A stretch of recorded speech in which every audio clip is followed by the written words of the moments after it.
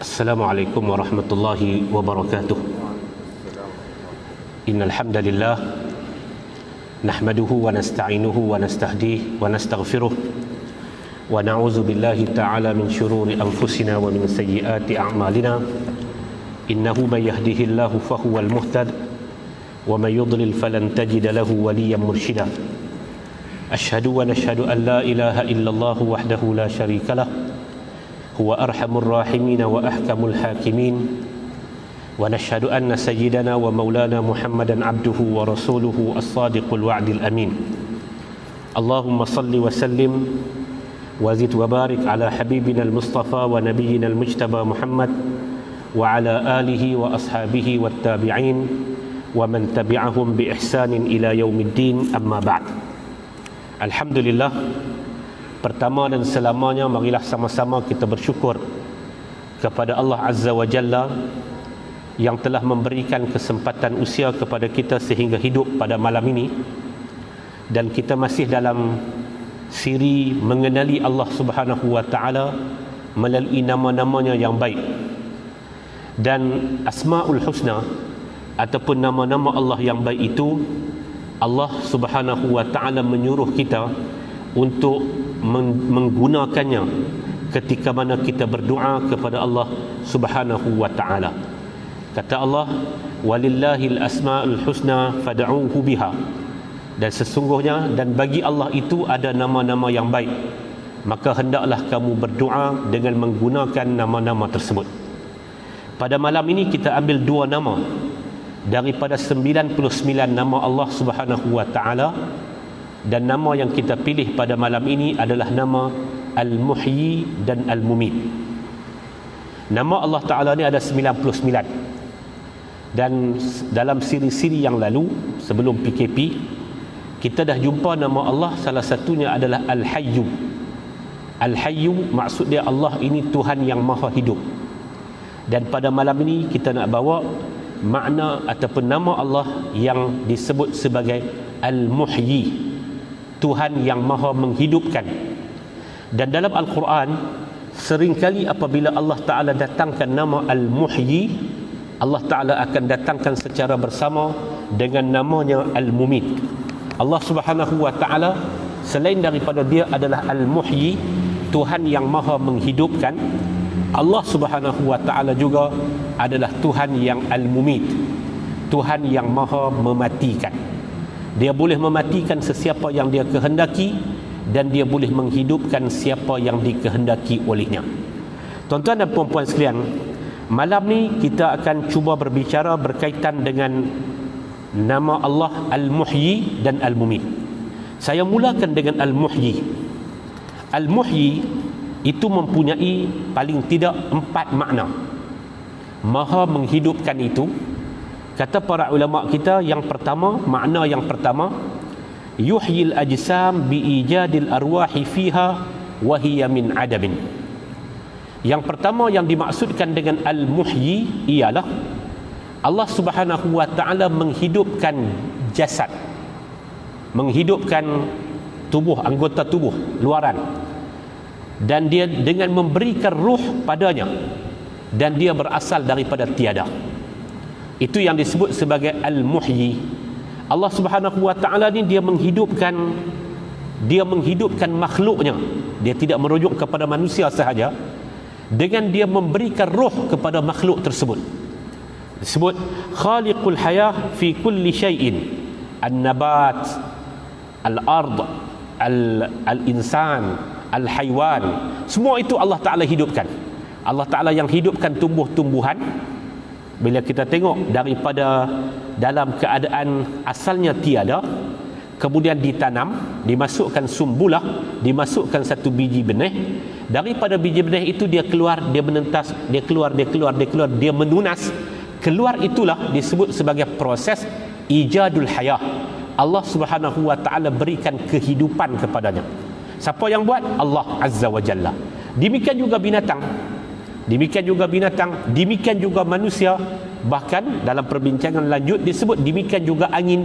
Dan yang namanya makhluk, kewujudan mereka itu memberi manfaat dan memberi manfaat kepada mereka dan manfaat kepada alam ini, manfaat kepada orang lain, apabila mereka itu diberikan ruh oleh Allah Subhanahu wa ta'ala. Sebagai contoh, dalam surah Ar-Rum Allah Ta'ala sebut, fanzur ila athari rahmatillahi kaifa yuhyil arda ba'da mautiha.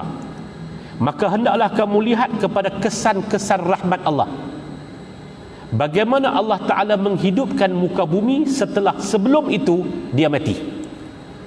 Kawasan yang kering kontang, kawasan yang tidak ada tumbuh-tumbuhan, kawasan yang tak tumbuh sebarang pokok dan sebagainya, bila dia subur, kita katakan bumi itu adalah bumi yang hidup. Allah Ta'ala kata hidupnya bumi tersebut adalah kesan daripada rahmat Allah. Lalu Allah sebut dalam surah Ar-Rum ayat yang ke-50, fanzur, hendaklah kamu tengok, ila athari rahmatillah, kepada kesan-kesan rahmat penciptaan Allah. Allah Ta'ala ciptakan rahmat, Allah Ta'ala ciptakan rahmat, dan Allah Ta'ala letakkan rahmatnya dalam penciptaan tersebut. Kaifa yuhyil arda ba'da mautiha, bagaimana Allah Subhanahu wa ta'ala menghidupkan muka bumi, menghidupkan tanah-tanah setelah sebelumnya dia mati. Siapa yang buat semua ni? Al-Muhyi. Allah Ta'ala yang bersifat dengan Al-Muhyi. Allah Subhanahu wa ta'ala yang bernama dengan Al-Muhyi, Tuhan yang maha menghidupkan. Tuhan yang maha menghidupkan. Tuan-tuan yang saya hormati sekalian, kalau kita tengok dalam surah Ar-Rahman, Allah Ta'ala sebut tentang manusia. Manusia ni tuan-tuan, dia ada nilai apabila dia boleh bergerak. Kita ni ada nilai apabila kita boleh bergerak, dan itu disebut sebagai kita hidup.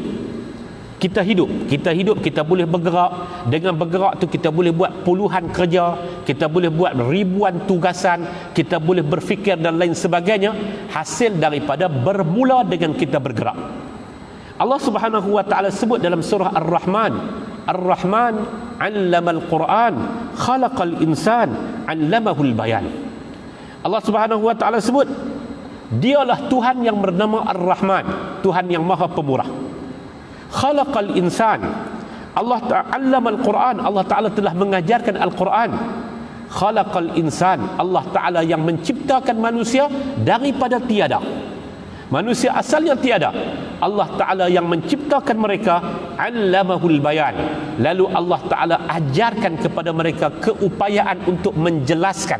Al-bayan maksud dia keupayaan untuk kita menjelaskan kepada manusia lain, kepada lawan bicara kita, tentang apa yang kita nak jelaskan. Siapa yang buat ini? Allah Ta'ala kata 'allamahul bayan, khalaqal insan, 'allamahul bayan. Allah Ta'ala yang menciptakan manusia, dan Allah Ta'ala lah yang memberikan keupayaan kepada manusia untuk menjelaskan sesuatu perkara.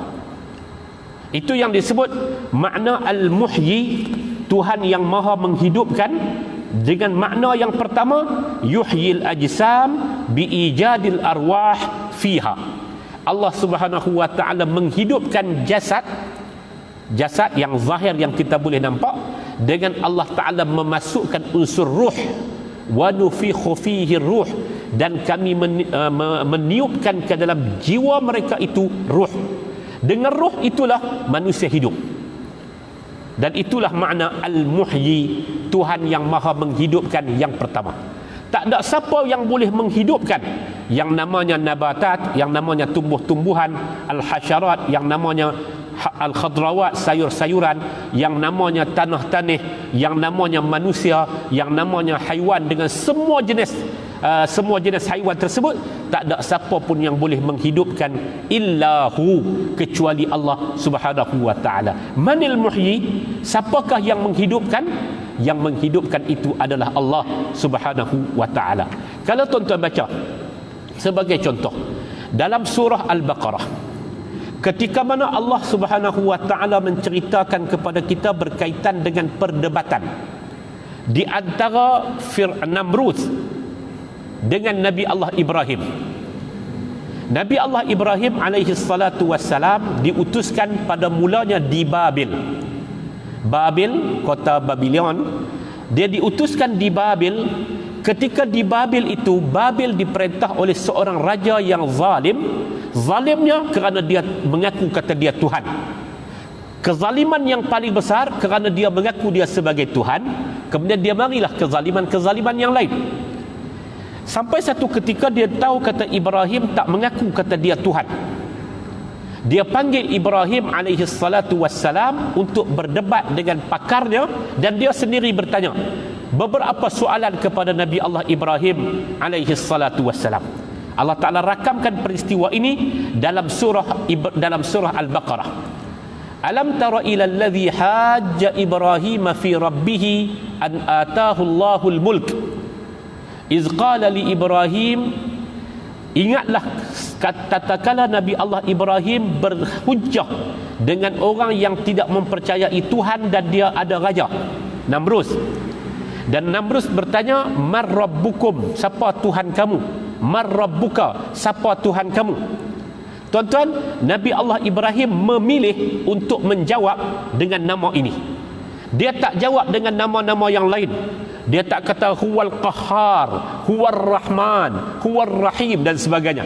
Tapi Nabi Allah Ibrahim jawab, huwal ladzi yuhyi wa yumiit. Siapa Tuhan aku?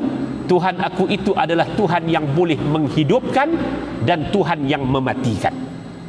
Dan dua perkara ini tuan-tuan, menghidupkan makhluk, sama ada makhluk itu nama dia manusia, makhluk itu nama dia tumbuh-tumbuhan, makhluk itu nama dia al-jamadat, benda-benda yang keras, makhluk itu nama dia haiwan.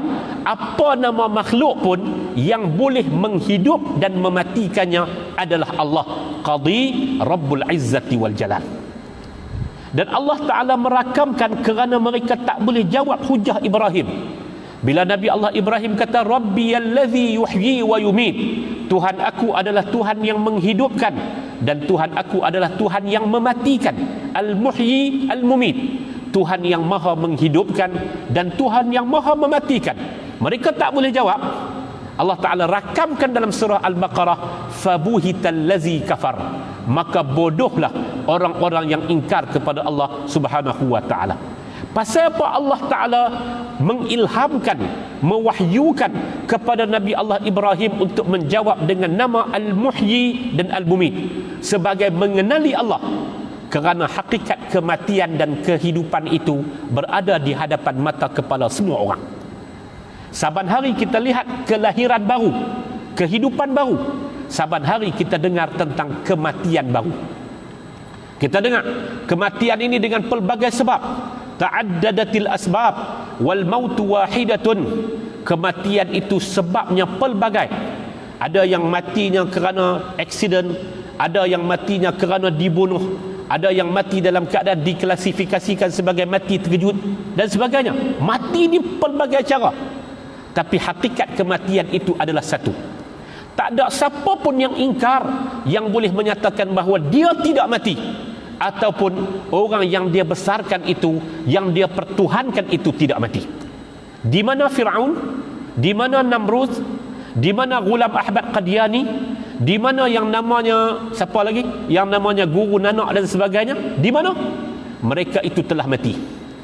Mereka itu telah mati kerana hakikat kematian itu disaksikan oleh semua orang. Tuhan Al-Muhyi dengan makna yang pertama, dia memberikan kehidupan ataupun dia menghidupkan dengan menghidupkan jasad dengan memasukkan unsur roh ke dalam diri manusia ataupun makhluk-makhluk yang lain.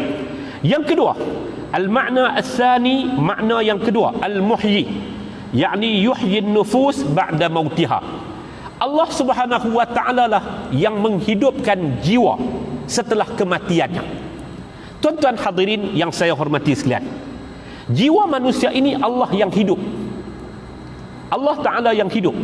Sebab tu kalau tuan-tuan perhati, manusia dia tak boleh tengok beberapa peristiwa, dan itu menandakan tentang kehidupan, hidupnya jiwanya.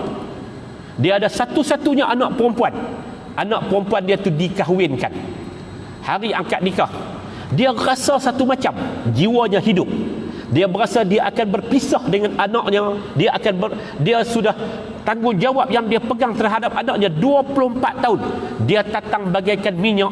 Dia berikan segala-galanya untuk anaknya. Anak itu akan berpisah dengannya pada hari tersebut. Jiwanya sedang hidup. Ramai orang yang tengok kematian. Dia tengok kematian duduk di depan mata kepalanya. Tak kira siapa. Orang yang mati itu orang yang baik, orang yang mati itu orang yang tidak baik. Tapi kematian bila dia tengok, dia akan rasa resah. Dia akan berasa macam mana pula nasib aku. Dia akan tanya-tanya tentang perkara itu. Jiwanya hidup. Dan Allah Tuhan yang maha menghidupkan itu, dia menghidupkan jiwa manusia. Al-Muhyi, dia menghidupkan jiwa manusia. Allah Ta'ala sebut, awaman kana maitan fa ahyainahu. Bukankah ada di kalangan manusia yang asalnya mereka itu mati? Maitan. Mati itu apa? Mati jiwanya. Mati jiwanya. Jiwanya tak ada perasaan langsung. Tapi dengan dia tengok satu kematian, mungkin kematian itu menghidupkan dia. Siapa yang menghidup? Tuhan yang Al-Muhyi, Tuhan yang maha menghidupkan. Dia makna yang kedua, maksudnya dia menghidupkan jiwa manusia. Berapa ramai kalau kita baca dalam turas, kita baca dalam sejarah, bagaimana sebahagian daripada orang Islam memeluk agama Islam, ataupun asalnya orang yang kafir, orang yang ingkarkan Allah, akhirnya mereka memeluk agama Islam. Hasil daripada dihidupkan hati mereka, hasil daripada dihidupkan nufus, dihidupkan jiwa mereka dan perasaan mereka. Apa yang menyebabkan Umar bin Al-Khattab masuk Islam?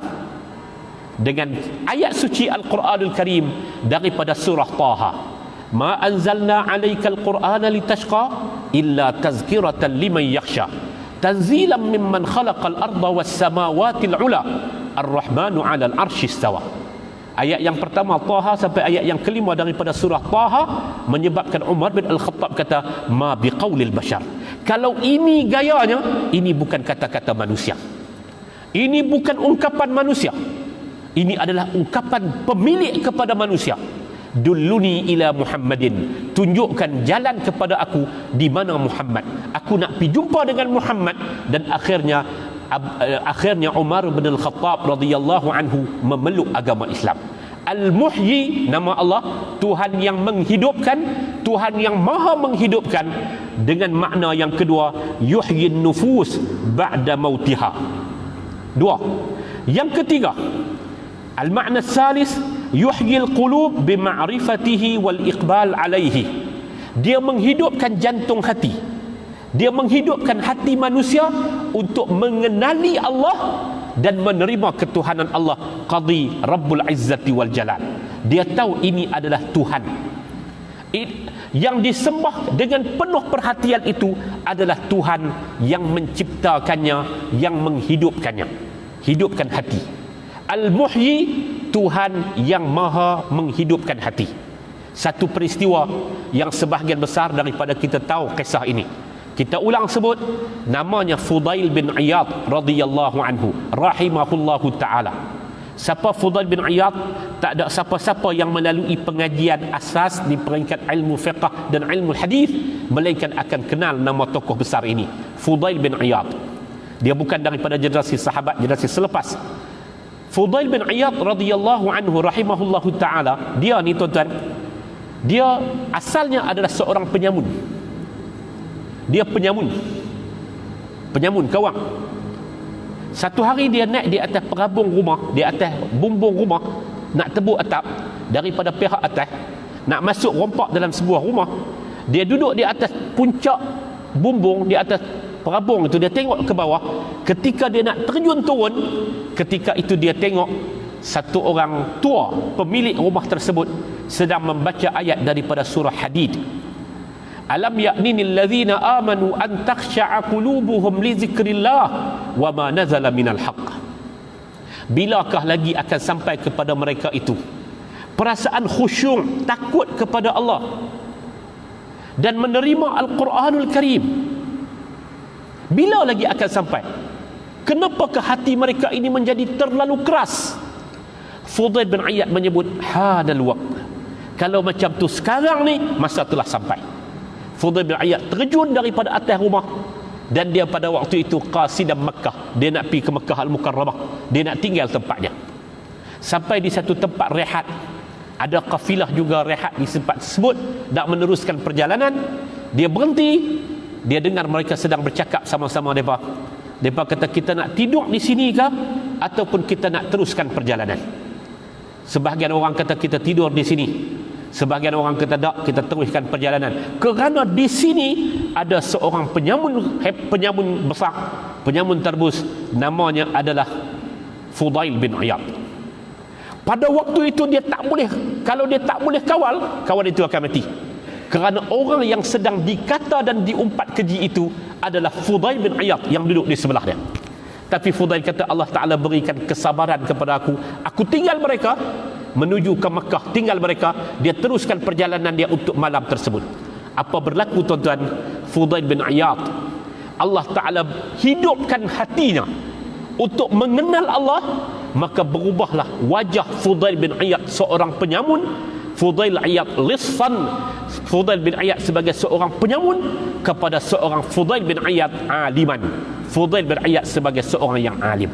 Al-Muhyi, Allah Subhanahu wa ta'ala adalah Tuhan yang menghidupkan jiwa-jiwa manusia, yang menghidupkan hati-hati manusia untuk mengenali Allah Subhanahu wa ta'ala, mengenali Allah Subhanahu wa ta'ala dan menerima Allah itu sebagai Tuhan, tunduk dan patuh penuh kepada Allah Qadi Rabbul Izzati wal Jalal. Siapa yang menghidupkan ini? Yang menghidupkan ini adalah Al-Muhyi, Tuhan yang maha menghidupkan. Tuan-tuan, kalau tuan-tuan buka dalam Al-Quranul Karim, tuan-tuan akan dapat ayat, tuan-tuan akan dapati beberapa ayat yang Al-Quran sebut kata hasil daripada amalan kita, kesannya kita akan dapat untuk diri kita. Salah satunya adalah berkaitan dengan hidayah. Al-Quran menyebut man ihtada fa innama yahtadi li nafsihi wa man dhalla fa 'alaiha. Siapa yang menerima hidayah, maka kesan daripada hidayah itu adalah untuk dirinya sendiri. Siapa yang sesat, maka kesan daripada kesesatan itu adalah ke atas dirinya sendiri. Tuan-tuan, hidayah dan kesesatan ini dia berasaskan kepada apa yang kita cari, bagaimana kita buat, dan faktor daripada atas.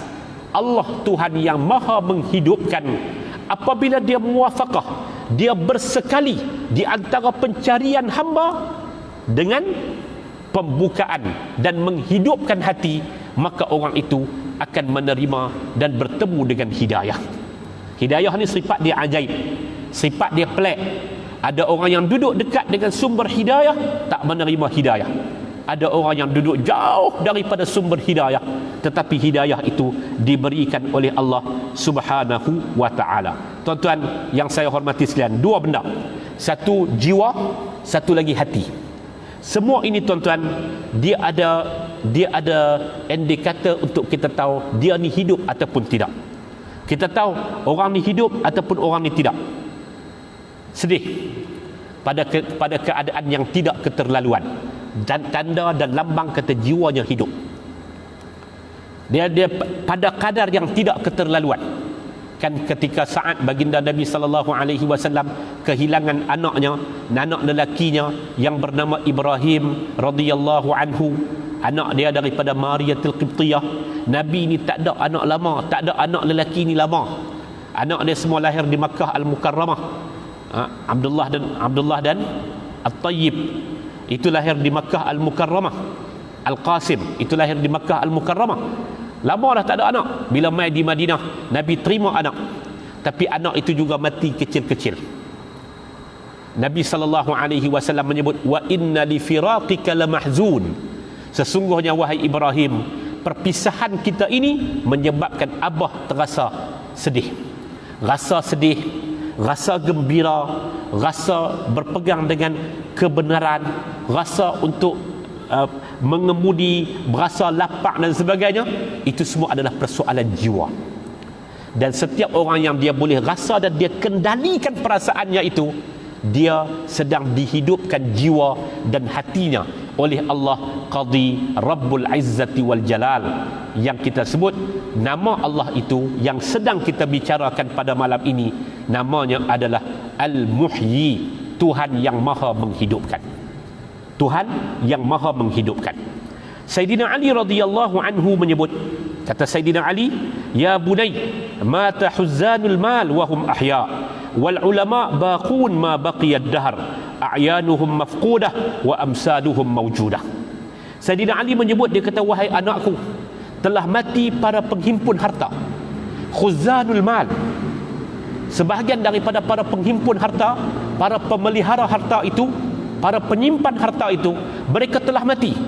Wahum ahya, dalam masa yang sama mereka sedang hidup. Sayyidina Ali nak ibaratkan kepada orang yang ketika mana dia hidup, Allah Ta'ala menghidupkan jiwa dia dan perasaannya, lalu dia bersedekah jariah, dia sedang buat amal jariah daripada rezekinya. Orang yang memberikan rezekinya, memberikan bahagian daripada rezekinya untuk jariah, orang ini hakikatnya tidak mati. Sebab apa? Amalannya akan berterusan. Dia bina masjid, kan, dalam hadis disebut, walaupun dia bina masjid itu hanya sebesar rumah burung kecil, dia bina masjid, ataupun dia bina dalam musyarakah, masjid itu bukan seluruhnya dia bina, dia memberikan kehidupan kepada insan lain, dia memberikan dalam bentuk jariah kepada hospital dan sebagainya, dia buat perkara tersebut. Kata Sayyidina Ali, khuzanul mal, mereka itu pengumpul harta, mereka itu adalah orang yang orang yang mengumpul harta, dan mereka itu adalah penyimpan harta, dan mereka simpan pada tempatnya yang sebenar. Wahum ahya, mereka itu sedang hidup. Kata Sayyidina Ali, Allah Ta'ala sebut, bal ahya'un wala tahsabanna allazina qutilu fi sabilillahi amwat bal ahya'un 'inda rabbihim yurzaqun. Katakanlah wahai Muhammad, janganlah sesekali kamu sangka bahawa orang yang mati pada jalan Allah, mereka itu telah mati. Hakikatnya mereka sedang hidup di sisi Tuhan mereka. Yurzaqun, mereka sedang diberikan rezeki. Uthman bin Affan radhiyallahu anhu. Kita tinggal saat kata Sayyidina Ali ni, kita pergi ambil Sayyidina Uthman. Sayyidina Uthman juga menantu Nabi, khalifah yang ketiga radhiyallahu anhu. Dia tengok banyak benda. Orang sebut kepada dia tentang banyak perkara, dia biasa saja, dia terima, dia dengar. Orang sebut tentang kematian, orang sebut tentang kehidupan, orang sebut tentang nikmat, orang sebut tentang pengorbanan orang. Ceritalah kepada Sayyidina Uthman, Sayyidina Uthman biasa saja. Tapi apabila dia tengok kubur ataupun orang bicara berkaitan dengan kubur, Sayyidina Uthman radhiyallahu anhu akan menangis teresak-esak. Sampai ada orang sekeliling Uthman pakat bertanya, wahai Uthman, kenapa tuan jadi macam ni? Tengok kepada kematian, dengar bicara tentang kematian, tak rasa apa. Tapi tengok kepada kubur, kamu berasa cukup gerun. Sayyidina Uthman menyebut, kata, sebenarnya hasil daripada kehidupan kita yang pertama ini, kehidupan kita yang pertama ini akan dipertontonkan dalam kehidupan yang kedua. Allah Ta'ala sebut, amattana snataini wa ahyaitana snataini. Ya Allah, kamu telah menghidupkan kami 2 kali dan kamu telah mematikan kami 2 kali. Ini ungkapan di akhirat kelak. Hakikatnya kita ni 2 kali hidup, 2 kali mati. 2 kali hidup yang pertama lah ni. Sebelum ni kita tak ada. Makna kematian itu adalah adamul hayah, tidak ada kehidupan. Mati. Pada waktu itu kita tidak boleh disebut, nama tak ada lagi, tapi kita telah berada di alam arwah dan juga alam rahim. 9 bulan 10 hari sebelum itu pada alam arwah, tapi nama tak boleh sebut lagi. Lam yakun syai'an madhkura, Al-Quran kata, surah Al-Insan. Masa itu nama kita tak ada lagi, macam mana keadaan kita tak tahu lagi. Kalau pada zaman dahulu lelaki dan perempuan tak tahu lagi, itu pada saat ketika itu. Hakikatnya pada waktu itu adamul hayah, kita tidak ada kehidupan. Lepas tu kita hidup, itu kematian yang pertama. Ini adalah kehidupan yang pertama. Kemudian kita akan mati. Lepas kita mati itu, tuan-tuan, awwalu manzilatum min manazilil akhirah, tempat duduk yang pertama, tempat letak yang pertama, stesen yang pertama untuk perjalanan ke akhirat kelak adalah di alam barzakh. Dan di alam barzakh itu Sayyidina Uthman kata, saya cukup takut kerana pada alam barzakh itu adalah gambaran bagi kehidupan seterusnya. Kita mati yang kedua, lepas tu di alam barzakh Ini yang disebut ahyaun. Orang-orang yang baik itu duduk dalam keadaan ahya. Orang-orang yang baik itu duduk dalam keadaan hidup. Orang-orang yang buruk juga berada dalam keadaan yu'azzabun wal'iyadzubillah. Mereka itu sedang diazab. Jadi Sayyidina Uthman kata, saya takut kerana gambaran daripada kehidupan yang pertama ini akan dinikmati, ataupun kita akan menikmati kehidupan yang pertama ketika mana kita berada dalam kehidupan yang kedua. Dan kehidupan yang kedua itu bermula pada bila? Awwalu manzilatum min manazilil akhirah. Tempat turun yang pertama daripada tempat-tempat turun akhirat. Yakni kita turun, kita duduk di situ, dia adalah sebagai langkah yang pertama untuk sampai kepada langkah-langkah ke akhirat kelak. Dan mudah-mudahan Sayyidina Uthman kata, aku takut menghadapi saat itu, menyebabkan Uthman bin Affan bila cerita tentang kubur, bila tengok kubur, bila ziarah kubur, hatinya amat-amat menggugah. Tuan-tuan, sambung kata Sayyidina Ali, wal ulama'u baqun ma baqiyad dahar. Adapun para ulama, para ilmuwan, para cendekiawan, orang-orang yang cerdik, orang yang ada ilmu, mereka ini akan kekal selama mana kekalnya dunia ini. Mereka akan kekal selama mana kekalnya dunia ini. Malam ni tuan-tuan, kita tak tahu berapa tempat seluruh dunia ni orang baca karya Al-Imam An-Nawawi rahmatullah alaih. Tak tahu berapa tempat. Karya Imam Nawawi ada Al-Azkar, ada Riyadhus Salihin. Orang buat daurah Riyadhus Salihin, orang mengajak kitab Riyadhus Salihin, orang baca kitab Riyadhus Salihin. Dia ada Riyadhus Salihin, dia ada Al-Arba'in An-Nawawiyah, dia ada Al-Azkar, dan banyak lagi kitab-kitab Imam An-Nawawi rahmatullah alaih. Kata Sayyidina Ali, wal ulama'u baqun. Demikian ulama-ulama yang lain, Al-Qurtubi, Ibnu Kathir, Al-Mawardi, sebutlah nama Al-Imam Al-Bukhari, sahibus sihah as-sittah, semua tuan-tuan punya penyusun-penyusun dan pengarang-pengarang Sunan Sittah, Al-Bukhari, Muslim, Ibnu Majah, Nasa'i, Tirmizi, Al-Imam Malik, Imamul Madhahib, dengan karya-karya besar mereka itu, mereka masih hidup ma baqiyad dahar, selama mana bumi ini masih ada. Dan itulah makna kesannya tuan-tuan, kehidupan kita yang bermanfaat, yang mungkin pendek. Imam An-Nawawi hidup pendek saja tuan-tuan, 45 tahun. Dia mati 600 tahun dah. Sampai hari ini orang baca kitab Imam An-Nawawi rahmatullah alaih. Imam Asy-Syafi'i, qurun yang pertama, abad yang pertama. Kita sudah berada dalam abad yang ke-15. Orang masih baca karya Imam Asy-Syafi'i rahmatullah alaih. Al-Imam Ibn Kathir, Al-Imam Muhammad Ibn Taymiyah, semua para a'immah ini, para imam ini, Ja'far As-Sadiq yang lagi awal, semua mereka ini hakikatnya ilmu mereka itu hidup ma baqiyad dahar, selama mana masih hidup lagi muka bumi ini. A'yanuhum mafqudah wa amsaluhum mawjudah. Hakikatnya depa punya tubuh badan mereka tak ada dah, kita tak nampak dah. Kita tak pernah jumpa dengan Asy-Syafi'i, kita tak pernah jumpa dengan Hanbali, kita tak pernah jumpa dengan Imam Ahmad bin Hanbal, Abu Hanifah, kita tak pernah jumpa. Tetapi amsaluhum, kesan-kesan mereka itu mawjudah, ada di hadapan mata kepala kita. Siapa yang menghidupkan ni? Yang menghidupkan ni adalah Al-Muhyi, Tuhan yang maha menghidupkan. Okey, itu makna yang ketiga. Makna yang keempat, dia kata wal muhyi yuhyil awalim bisirrih. Yuhyi al-awalim bisirrih. Awalim adalah jamak kepada perkataan al-alamin. Allah Ta'ala ni Tuhan yang maha menghidupkan. Dia menghidupkan semua al-awalim, semua alam-alam, dengan rahsia kehebatan dan kekuatan Allah Subhanahu wa Ta'ala. Yang namanya, yang kita tak nampak, yang nama dia binatang kecil-kecil, alam mereka, alamul hasyarat. Kita duk nampak anai-anai, kita duk nampak semut, kita tak tahu macam mana pergerakan mereka, macam mana kedudukan dalam komuniti mereka. Orang yang terakhir diberikan kehebatan ini adalah Nabi Sulaiman alaihi salatu wa afdalut taslim. Lari tak ada siapa dah boleh tahu tentang apa yang sedang mereka bincang, apa yang duk berlaku di hadapan mereka, tak ada siapa dah tahu. Ini Allah Ta'ala hidup, Allah Ta'ala menghidupkan. Dia panggil al-awalim bisirrih. Itu makna al-muhyi. Virus, tuan-tuan.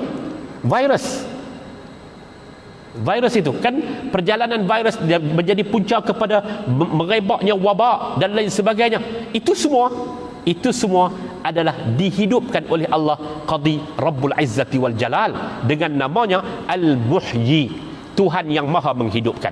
Diriwayatkan pada zaman Bani Israel, Allah Ta'ala a'lam bis-shawab, diriwayatkan pada zaman Bani Israel, pada ketika itu mereka telah berlaku wabak kepada mereka, telah berlaku pandemik kepada mereka, dan 12,000 orang mereka memilih untuk berhijrah daripada tempat mereka. Mereka memilih untuk berhijrah, tinggal tempat itu. Mereka keluar, dan ternyata 12,000 orang itu mati bukan dengan sebab virus.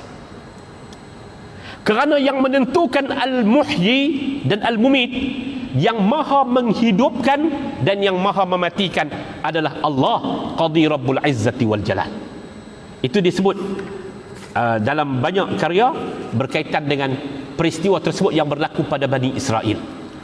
Nak sebutnya, tuan-tuan, virus, nak sebutnya alam laut, alam dalam lautan, alam ikan-ikan dan sebagainya, alam al-jamadat, alam yang berbentuk batu dan kekerasan, bagaimana di puncak gunung Himalaya ataupun di puncak gunung-gunung yang lain, di tempat-tempat yang tinggi, Allah Ta'ala takdirkan ada air yang keluar daripadanya.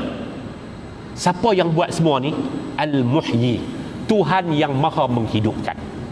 Tuhan yang maha menghidupkan, dia menghidupkan jasad dengan roh, dia menghidupkan jiwa manusia, dia menghidupkan hati manusia untuk mengenali Allah, dan dia adalah Tuhan yang menghidupkan al-awalim, al-alamin, sekalian alam. Dan alam itu dia bukan alam yang kita nampak sahaja, disebut sebagai al-awalim. Al-awalim tu alam malakut, alam ruh, alam yang sedang berlaku, alam jamadat, alam yang berada dalam perut bumi dan sebagainya. Semua itu, bahkan yang kecil-kecil, al-hasyarat, yang namanya serangga-serangga kecil, yang namanya virus, semua itu dihidupkan oleh Allah Qadi Rabbul Izzati wal Jalal. Allah Ta'ala Tuhan yang Al-Muhyi. Maka kita faham pada malam ini, untuk setakat ini, bahawa nama Allah itu adalah Tuhan yang maha menghidupkan. Tuan-tuan, nama yang kedua yang kita nak sebut pada malam ini adalah Al-Mumit, Tuhan yang maha mematikan. Tuhan yang maha mematikan. Dan kata Syekh menyebut, kita tak boleh faham tentang makna Tuhan yang maha mematikan, melainkan kita perlu memahami makna kematian itu sendiri. Katanya ada 5 makna. Yang pertama, dia kata al-mautu in'idab al-quwwah an-namiyah fil insan wal haywan wan nabat liqaulihi yuhyil arda ba'da mautiha. Makna yang pertama bagi kematian itu, makna dia ialah meniadakan kekuatan pembiakan di kalangan manusia. Pembiakan dan juga pergerakan di kalangan manusia, di kalangan haiwan, di kalangan tumbuh-tumbuhan dan sebagainya. Manusia ini bila dia tak boleh bergerak dan tidak berlaku pembiakan baru, manusia itu mati. Manusia itu mati. Bila dia tak boleh bergerak, maksud dia apa? Dia telah mati. Dia telah mati. Dan Tuhan yang mumit, Tuhan boleh mematikan manusia dengan mematikan akarnya. Tuhan boleh mematikan nabatat, alam tumbuh-tumbuhan, dengan mematikan tunasnya. Tuhan boleh mematikan haiwan dengan diangkat juga roh. Tadi ni kita sebut makna al-muhyi yang pertama, dia menghidupkan manusia ataupun jasad haiwan, jasad manusia, jasad tumbuh-tumbuhan dengan dimasukkan roh. Bila dah tak boleh bergerak dan tak berlaku pembiakan, tak berlaku tumbesaran, maka manusia tu mati.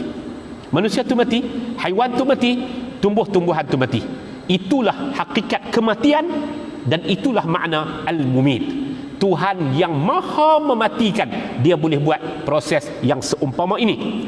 Yang kedua, dan kalau kita tengok, kita akan sebut apa? Selagi mana berlaku pergerakan, maka kita akan sebut hidup.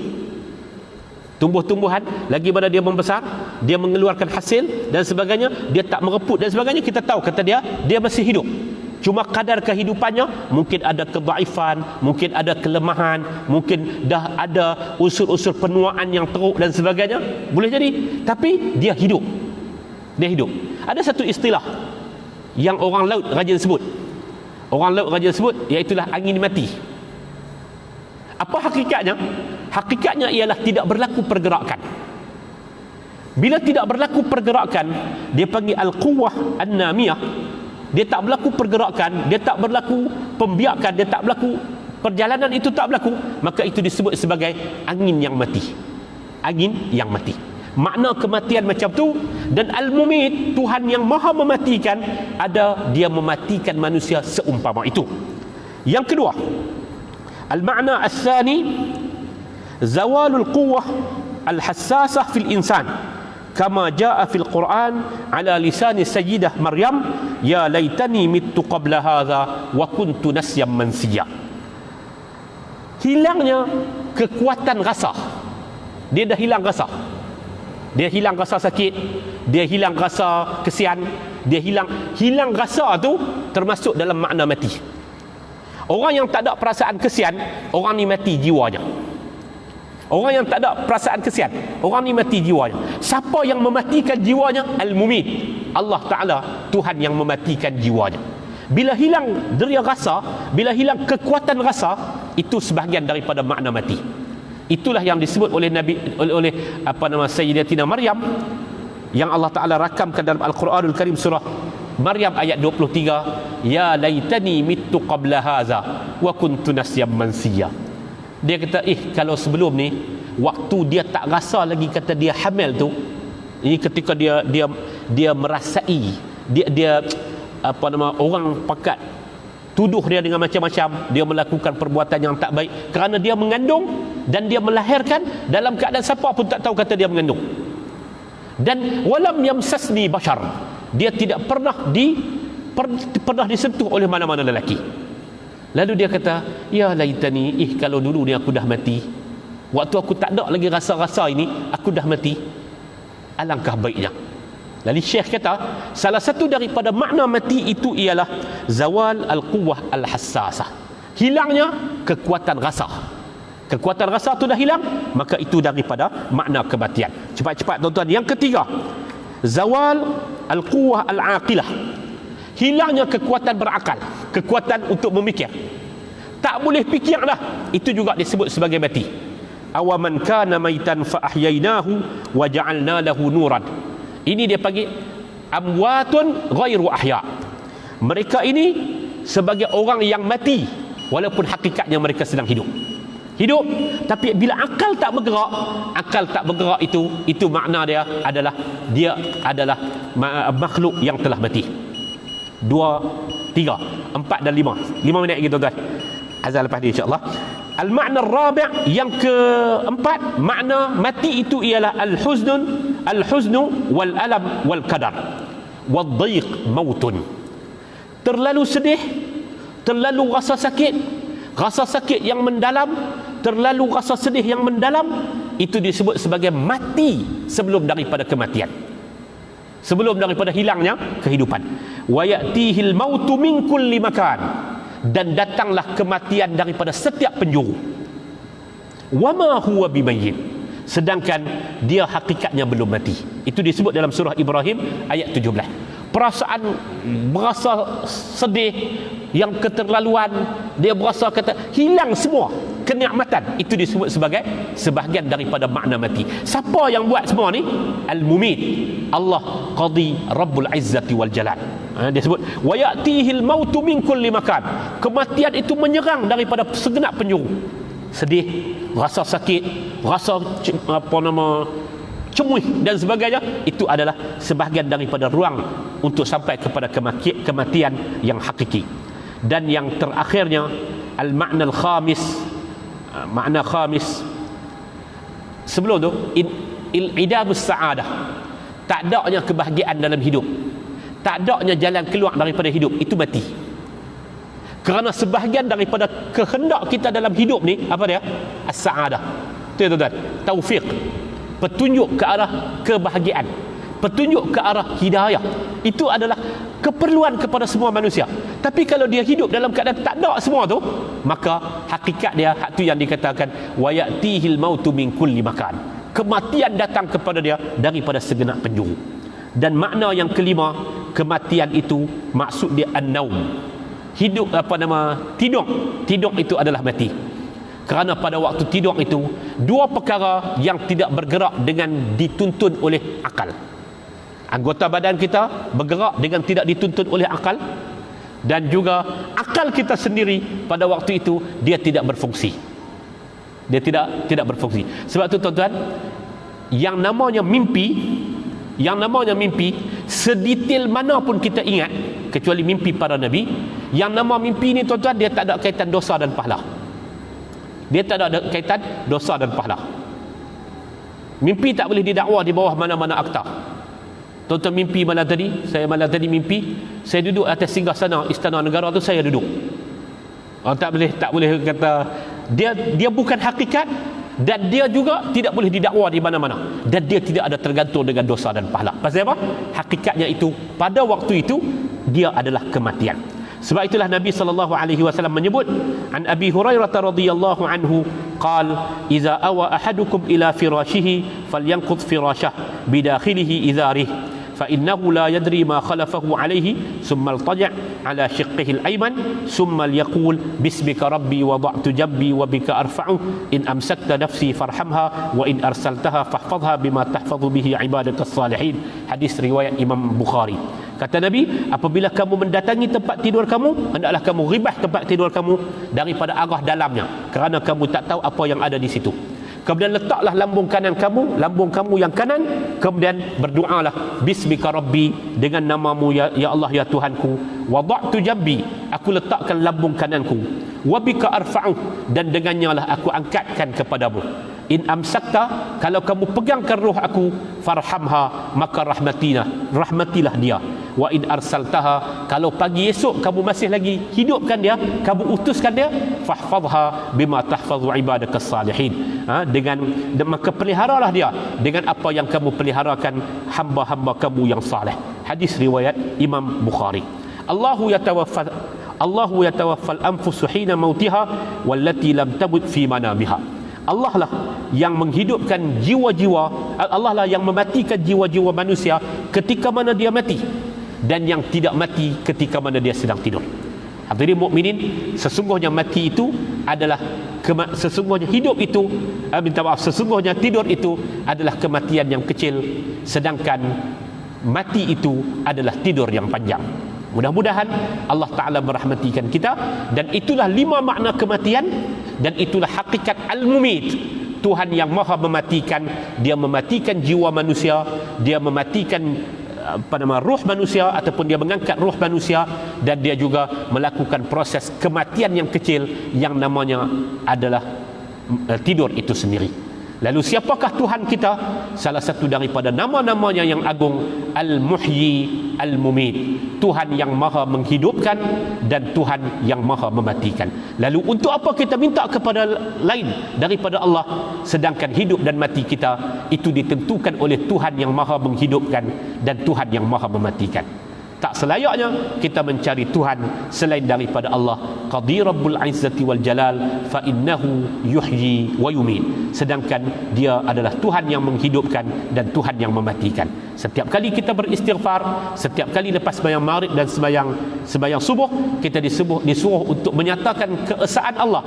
La ilaha illallah wahdahu la syarikalah, lahul mulku wa lahul hamdu, yuhyi wa yumit. Tuhan yang menghidupkan dengan makna yang 5 tadi, dan ada perbincangan yang lain oleh para sarjana.